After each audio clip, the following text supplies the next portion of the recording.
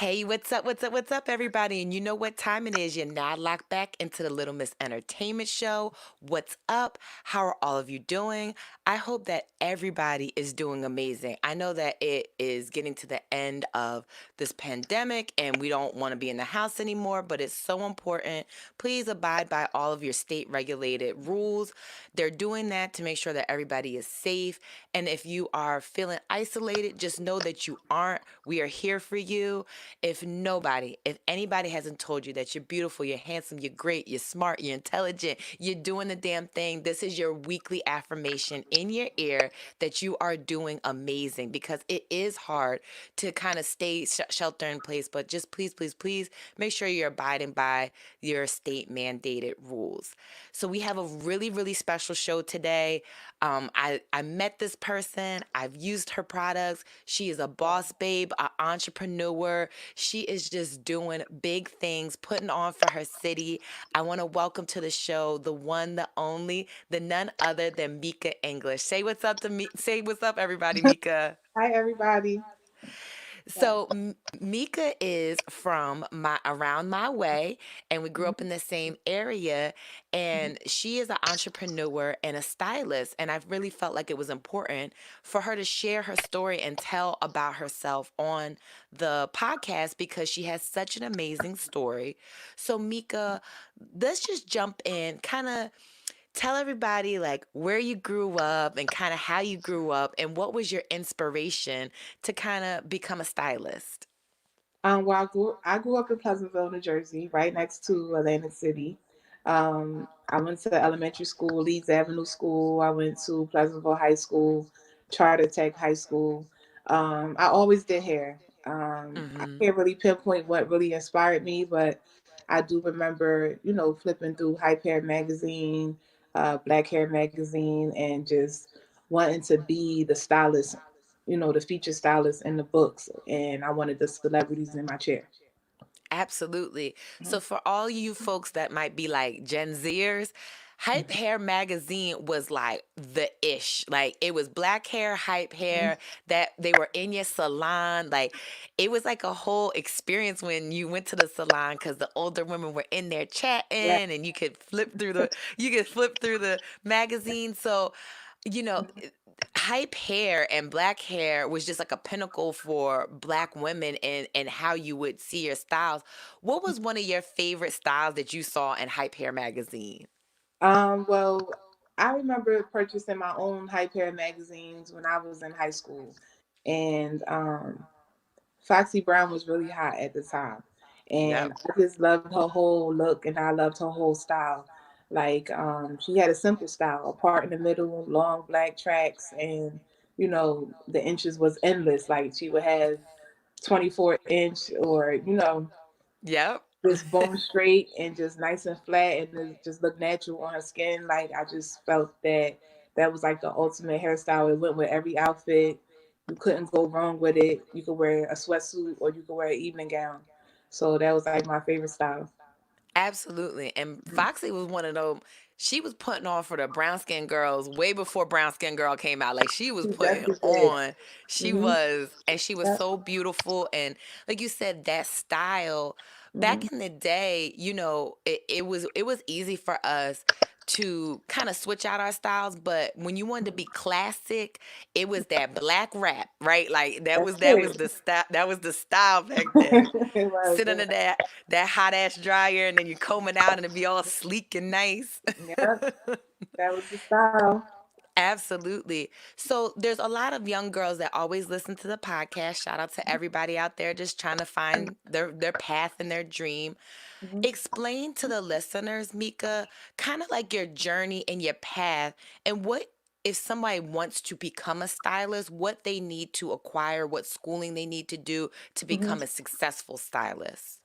Okay, to become a successful stylist in my book, I feel like you need to finish high school. A GED is cool, but a lot of trade schools look for your diploma. Um, Mhm. get your diploma. That's number one, and go to hair school and get your Mhm. license. There's nothing like a licensed stylist. You can watch YouTube and get schooled all day, but when it comes to wanting to attend a trade show or a class and you don't have that license, you don't have the access, to get next to people like me or to get next to people like my boss. You will forever be like a stylist that's not legit. You know what I mean? You always want to be legit in whatever you do. You want to So have your papers. exactly. So if you got that 10 months free to go to school full time, I would say go to hair school full time and get your license, because hair school, just because you complete hair school, does not mean they're going to give you a license. You have to take a course after you complete your hours. And they give you two tries to complete the course and take the test and pass it. If you don't Mhm. pass it the second time, you have to go back to school. So you're going to pay attention for those 10 months and, get extra tutoring and make sure you pass it the first time, because the when you get that license, you have it forever. You renew it every 2 years, $60 every 2 years. You have a license forever. You have a trade forever. So make sure you get the schooling. Don't listen to nobody telling you, oh, you could just do hair on the side or you could do hair at home. Like, you want to be legit, because there's some things that I can't explain. You could watch me do a blowout or a weave or something, but there's some schooling that I'm applying to that I can't really Mhm. explain to you because you wouldn't understand if you didn't go. You know what I mean? So school is a factor. Like, I don't think that anybody should skip that step if you want to be a successful stylist. Absolutely. Mhm. And then, you may mention this, so it's such a good point. We've talked on the podcast before. Like, college isn't for everybody. Everybody don't need to incur that debt. Right. um Mika was trying to give y'all, $1 million worth of knowledge for free 99. If you can Right. go to a trade high school where that's part of the curriculum, that's the avenue to go. Because Mika, Mhm. did you went to charter school and you obtained your license, or you went afterwards? Well, that course wasn't available for me at the time. Cosmetology, it was available, but a lot of the girls signed up to take cosmetology that didn't really have a passion for it. So it was no room for me to take the course. So I had to take the course when I finished high school. So I was graduated, diploma, everything, and then I applied at Empire Beauty School in Lawrenceville, which is next to Trenton. And I stayed Mm-hmm. there for 10 months and I went to school. Um, I wish that it was available in high school because it would have been free for me, but I ended Yeah. up paying $10,000, to take the course. And I think nowadays it's up to 15,000 for you to take that course. So if you could take it for free in high school, that's a blessing. I wish I could have, because I would have probably been further, without no student loans or anything like that. So if you could take the course in high school, I would say take it. If you can't take it, that doesn't mean give up. When you graduate, just go to a cosmetology school and just get the trade, because it is worth it. Absolutely. I It's don't totally regret worth paying it. the money for it. Like, it is definitely worth it. Hmm. And like you said, you know the knowledge behind doing it. And sometimes it's a safety thing too. You might go to somebody's kitchen salon Hmm. and get a cut and a color, and they can damage your hair forever. There is a reason why people get licensed to do that Hmm. job, and I think that's such great advice, because it's a lot behind it. It isn't just Right. I'm making a couple of dollars on the side here. You get hit with a lawsuit because you're doing somebody's hair wrong, and that's a whole nother avenue and path that you don't want to go down. Exactly. What was your first salon job? What was the first gig that you got after you got your license? After my license, okay. Mm-hmm. Well, I did work in a salon before I got my license. I Oh, worked in a did salon you? in high school. Yeah, I did. Okay. But when I first got my license, when I graduated hair school, my first job was at J.C. Penney Hair Salon in Quaker Bridge Mall in Trenton. So yes, that was like a legit job. It was like no, I was a newcomer, so I would get all the walk-ins, whether they were Caucasian clients, black, it didn't matter. They would give me all the walk-ins so I could get experience with every type of hair. So Yep. yeah, my instructor, she always taught me that hair is hair. She was a Caucasian instructor, and she taught me, like, it doesn't matter what ethnic background it is. It's the same rules apply. The same Mm-hmm. basic rules apply that I learned in school applies throughout everybody, whether no matter what race you are. Absolutely. Hmm. And so we're gonna not fast forward, but you took such a big leap of faith, right? So upon becoming an entrepreneur in your hometown, you decided that it was time for you to expand and reach out and go other places. Kind of take us through the journey of you becoming a salon owner and then your transition to moving to New York. Okay, so I spent 5 years at J.C. Penney Salon before I branched out and got my own salon.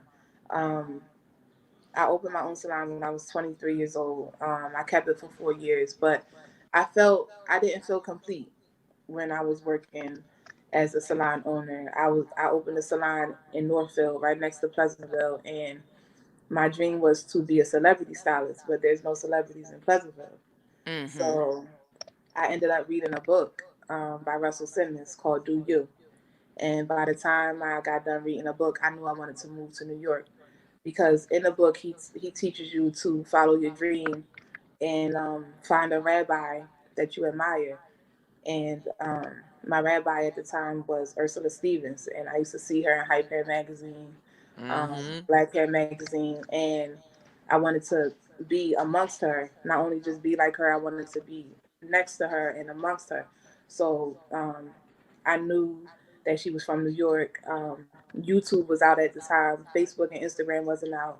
I googled a interview from her, so, sort of like an interview like we're doing now, and Uh-huh. she told everybody where she got her start, and it was from a shop in Brooklyn called Idalia Salon. So I googled it, and I landed an interview and an audition, and I went there and I got the job. And Dope. I was still a salon owner at the time, but I landed this job in Brooklyn, and I had like 2 weeks to find an apartment, and move and up and move. So Mm-hmm. um, I did just that. And at the time, Ursula, my boss, she was on tour with Rihanna at the time. So basically, I had moved to New York, and I didn't even know if I was going to ever meet her or not. It was just I did it by chance. Like I hope I get to meet her. Just this is where she started. Maybe she'll stop in one day, and I can express to her why I'm here. Mm-hmm. And like months went by. I think a whole year went by, and her best friend, which was the receptionist at the salon, she got us to meet when she came off tour with Rihanna. She pulled up in front of the salon and she just gave me some good advice, like, learn all you can while you're working here. And when I get a photo shoot, if I need some help, I'll come get you. And she did. Like she came and got me um, a couple times. When she did a celebrity or whatever, I would be there assisting her and handing her the comb and handing her the curling iron or the flat iron, the scissors. Not engaging too much in their conversation, just being a helping hand, not being groupied out. Not being too excited, holding my composure. Just being in the moment. Sometimes not even being able to take a picture, but Uh-huh. me just being there in the moment, I'm just sucking it all in, learning and listening, and not ruining my opportunity for next time. So even to this day, sometimes she'll send me on a job by myself, because she Wow. trusts me now, So it's like sometimes you have to just go after what you want, Me doing this interview, it skips a lot of, skips a lot of parts because we don't have that much time. But in a nutshell, don't be scared. Mm-hmm. Like because then you'll never know. Like scared people never know if they could have fulfilled their dream if they didn't take that extra step. I knew I could Yeah. always come home. So New York is only 2 hours away. So I knew I could always come back home. So it was scary, but I did it. I'm still here. 10 years later, I'm still in New York. Mhm. Yeah. And you make such a good point about like just following your dreams and making sure that like you're not doing things scared because like Right. once you start moving scared, you hold yourself back. Like you never fulfill those dreams and you never Right. when you started assisting Ursula and you started becoming around celebrities, what was like the biggest thing that you learned from those experiences that you kind of that you saw that it wasn't like how you thought it was going to be? Um, So when I started doing celebrities with her, it was like, okay, these people are like normal people.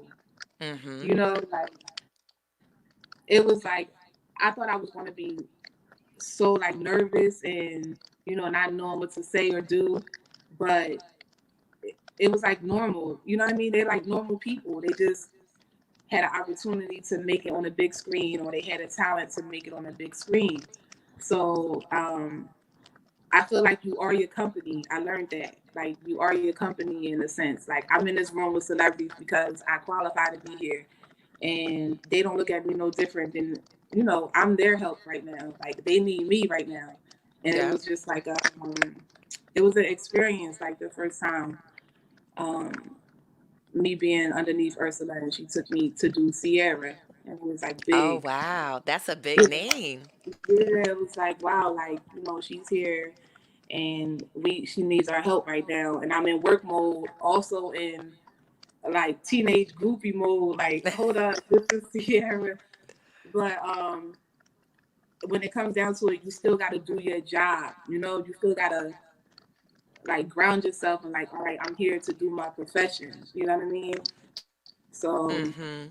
that was different. I didn't expect. Every time I went to do a celebrity, it was what I did not expect. Yeah. Mhm. Yeah, that's the experience. You got to be prepared to expect the unexpected. Now, as I Right. mentioned before, Mika is an entrepreneur and her product has been lighting the gram up. It is insane. Like every other post, I swear, I see grew by me. Explain to everybody how you developed the product, what made you want to develop the product, and how it's kind of sustaining you through the pandemic. Okay, so the product is called Brew by Me. It's a two-step system, a detox shampoo, and a restoring conditioner. I started the product 6 years ago. One of my clients had an issue with her scalp that the doctors couldn't, prescribe anything that would help her.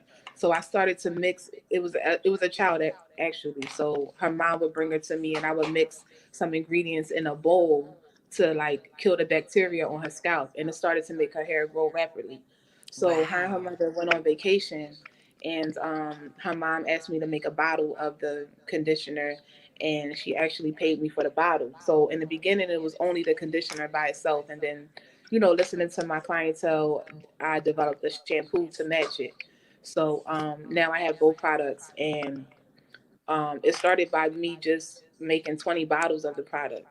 um, I remember, Wow. having like hard times in New York, and I remember only having like $100 to make 20 bottles of this product and sending it out, trusting that people would send me a money order back because I didn't even have a bank account at the time.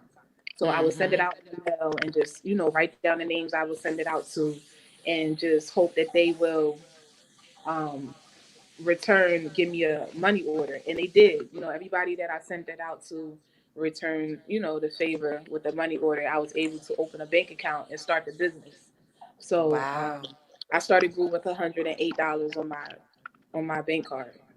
On my Visa Rush card, actually. It wasn't a bank card. It was a Visa Rush card. I still have it. And I Wow. posted it not that long ago. I think I'm gonna repost it. But it was a card with $100 on it. I started my business. So you don't need thousands of dollars to start a business. You could start it with something low. You Mhm. just gotta believe. You just gotta believe and be consistent. You know, and be professional. And it'll. It's not going to be an overnight thing. This is my 6th year with Groove, and it's just now starting to bubble now.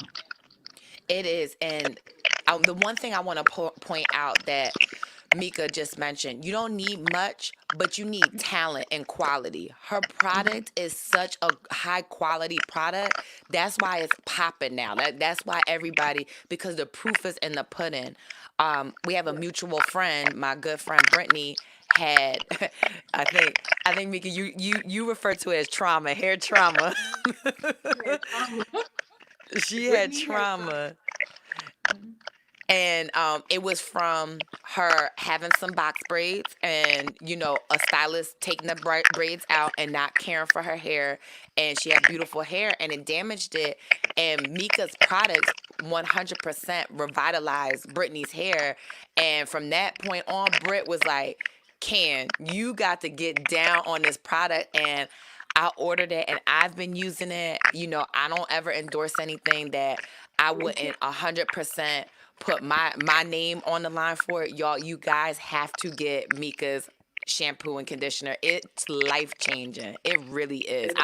I am saying that from the heart. Like, I didn't realize that my hair probably wasn't getting cleaned properly until I started using that shampoo, because it's like your scalp takes a breath of fresh air after you wash your hair with it. It's so good. It is so, so good. Yeah, your hair's always supposed to feel clean. You know, Yes. like Yes. you can't start unless you start with a clean slate. I always wash hair, double, triple times. When I get a new client, I always detox them more than once because you can't get a good style with dirty hair. You got to start with a clean slate. Absolutely. Absolutely. So, Mika, if for any of the young stylists out there, what would be the biggest piece of advice that you would want to share with them to say, like, hey, this is what, if I was being your big sis, I would tell you in the industry? If yeah, and it doesn't even matter what profession you're trying to go into. I just say to have a plan, and not only have a plan, but actually write it down. And I'm not saying type it in your phone. I mean write it with your own penmanship, a notebook, and hold on, what happened? Shoot.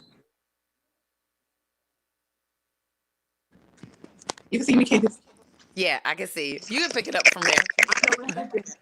Okay, so the advice I would give to young girls is to have a plan. Write it down, believe in it, look at it every day. Make sure you use your penmanship. Have a notebook stashed somewhere where you can refer to it all the time, and just have a step-by-step plan for your career. Because you don't want to just start something and not finish it. Be consistent. Um, Yes. and yeah, and get legit. Like whatever you do, try to get certified for whatever you're doing. Have some kind of paperwork, some kind of schooling, or some kind of knowledge on it. Don't just wing everything. You can't really get far like that. I know a lot of talented hairdressers that don't have a license, that can't do the things that I'm doing because they don't have that one piece of paper. And I can't Yeah. even bring them with me if I wanted to. I can't even bring them to a hair show if I wanted to because they don't have a license. Yeah. So that's important. Like get certified in whatever you like doing. Take the time and get certified, and you'll go way farther. That's hmm so dope. So what's next for Grew? Like, what are the next things that you would like to achieve? What are your goals for your company? Okay, so the next thing for Groove is Groove retail store. So I'm opening a store soon. Nice. Yes. I don't know what's up with this. Candace, hold on, girl. Uh-huh. Candace, can you see me? Yep, I can see. Okay. So Uh, the next thing for Groove is Groove retail store. I'm going to open a store where people can come and pick up brew. I'm gonna have a lab right on premises where we'll be wow. producing the product and shipping it out. You could buy it wholesale or just come in like almost like a Bath and Body Work type of feel, but just for the product. That is So so that's dope. next. That's so Yeah. dope. Mika, where can they find the product? Where can they find you at? What is all of this? Plug all the social media and the websites. Okay, so you can find the product on MikaEnglish.com, Mika English.com. You can find me, Instagram, Mika English, Facebook, Mika English.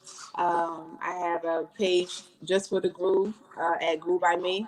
So, Mm-hmm. I'm available, I'm approachable. If you guys want to inbox me, if you have any questions, if you need any advice on anything, I'm available. I always check my inbox. So, MikaEnglish.com and at Mika English on Instagram.